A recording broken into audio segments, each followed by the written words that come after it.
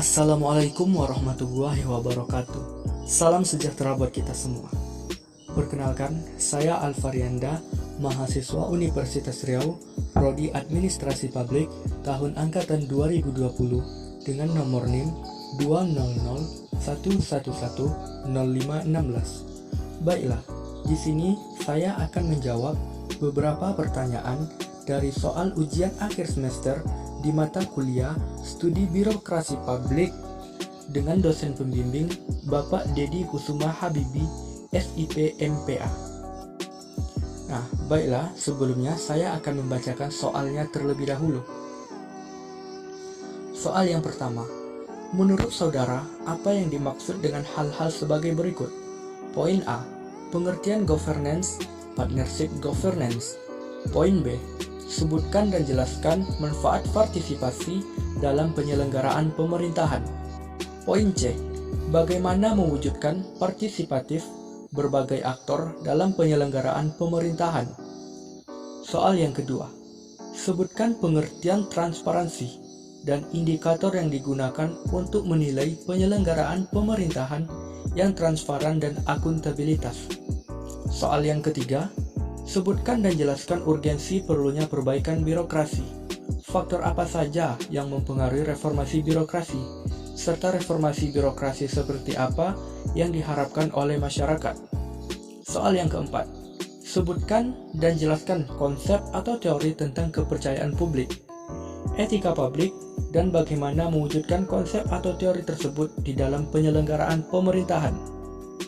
Soal yang kelima, sebutkan dan jelaskan patologi birokrasi dan bagaimana meminimalisir praktik patologi dalam organisasi.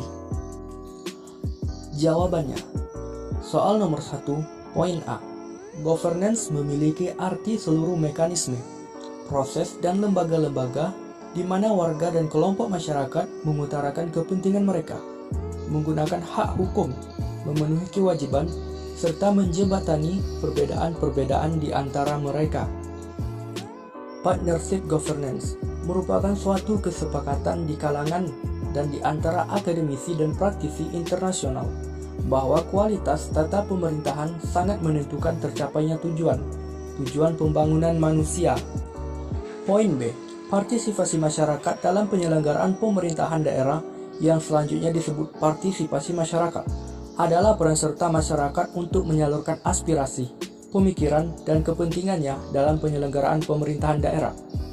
Manfaat dari partisipasi ini adalah memiliki fungsi penting, antara lain sebagai sarana bagi masyarakat, baik orang ataupun perseorangan, kelompok masyarakat maupun organisasi kemasyarakatan dalam mengekspresikan kebutuhan dan kepentingannya, sehingga proses pembentukan kebijakan daerah lebih responsif terhadap kebutuhan dan kepentingan masyarakat.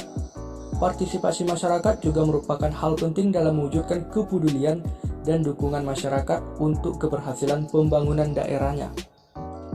Poin C. 1. Membuka diri terhadap pembelajaran. 2. Mampu mengidentifikasi persoalan lingkungannya sendiri. 3. Mampu mengorganisasi diri dan mendukung pengembangan wadah lokal ataupun forum masyarakat.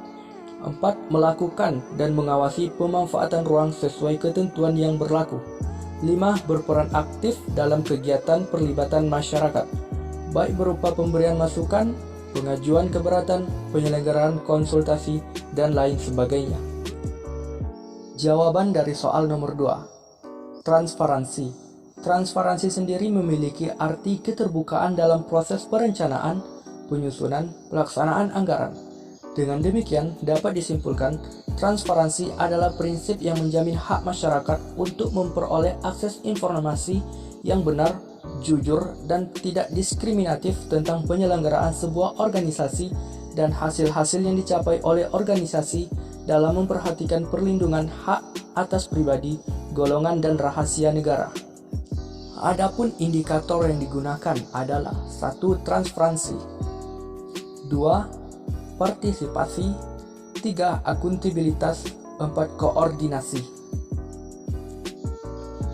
Jawaban soal nomor 3. Kemauan dan komitmen politik yang kuat mulai dari pimpinan tertinggi sampai dengan tingkat terendah. konsentrasi dan keberlanjutan, karena reformasi birokrasi merupakan proses panjang dan berkelanjutan. Ketersediaan dana ataupun anggaran untuk melaksanakan program dan kegiatan reformasi birokrasi dan peningkatan kesejahteraan pegawai. Dukungan masyarakat berupa partisipasi masyarakat dan sistem kontrol dari berbagai unsur masyarakat. Itu adalah faktor-faktornya. Transformasi sistem birokrasi dipandang sebagai faktor pengungkit penting dalam pembangunan suatu negara, bahkan bagi negara-negara yang telah maju sekalipun, di mana reformasi birokrasi merupakan proses yang tidak hentinya. Hal ini disebabkan karena tuntunan lingkungan strategis seperti perkembangan teknologi, informasi, komunikasi, globalisasi, sejalan dengan dinamika masyarakat, dan peningkatan daya saing bangsa. Pentingnya reformasi ini turut didasarkan pada fakta keberhasilan pembangunan di beberapa negara seperti Korea dan Cina. Kedua negara ini telah berusaha penuh memperbaiki sistem pemerintahan serta budaya birokrasinya, sehingga kedua negara tersebut kini dinilai memiliki daya saing yang kuat secara global, terutama di bidang ekonomi. Adapun reformasi birokrasi yang diinginkan oleh masyarakat adalah birokrasi yang bersifat transparan, jujur dan adil dalam masyarakat berbangsa dan bernegara. Soal nomor 4. Jawabannya. Adapun konsep-konsepnya ataupun teorinya sebagai berikut. Di antaranya, goodwill, kemauan baik. Competency clause, masyarakat akan percaya kepada pemerintah jika pemimpin pemerintah menjalankan tugas sesuai amanahnya. Procedural truths, konsistensi pemimpin beserta organisasinya mematuhi segala aturan yang berlaku. Performance truths, peningkatan kinerja para pemangku jabatan di pemerintahan. Adapun cara mewujudkan konsep-konsep ini adalah setiap individu harus yakin dan memiliki tekad dan tujuan yang kuat dan baik dalam penyelenggaraan pemerintahan. Setiap individu harus menjalankan tugas dengan profesional dan terbukti, karena masyarakat akan percaya kepada pemerintah apabila kerjanya terbukti, transparan, dan tidak mengecewakan. Jawaban dari soal nomor 5. Patologi.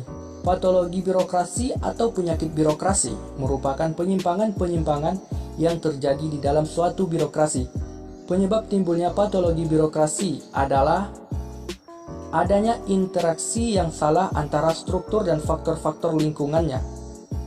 Adapun cara meminimalisirkan praktis patologi dalam organisasi, yaitu cara pertama, memperbaiki manajemen kinerja, di mana program dan kegiatan harus benar-benar dirancang untuk menghasilkan outcome yang tepat sehingga dapat meningkatkan efektivitas dan efisien pembangunan. Cara kedua, pembangunan unit kerja menuju wilayah bebas dari korupsi. Cara ketiga, melakukan penyederhanaan organisasi pemerintahan. Cara keempat, mempercepat penerapan sistem pemerintahan berbasis elektronik, e-government secara terintegrasi. Yang terakhir adalah mempercepat peningkatan kualitas pelayanan publik. Perlu adanya terobosan-terobosan di bidang penyelenggaraan pelayanan. Nah, baiklah, mungkin hanya itu jawaban yang dapat saya berikan. Lebih dan kurangnya saya mohon maaf. Saya sudahi dengan wassalamualaikum warahmatullahi wabarakatuh.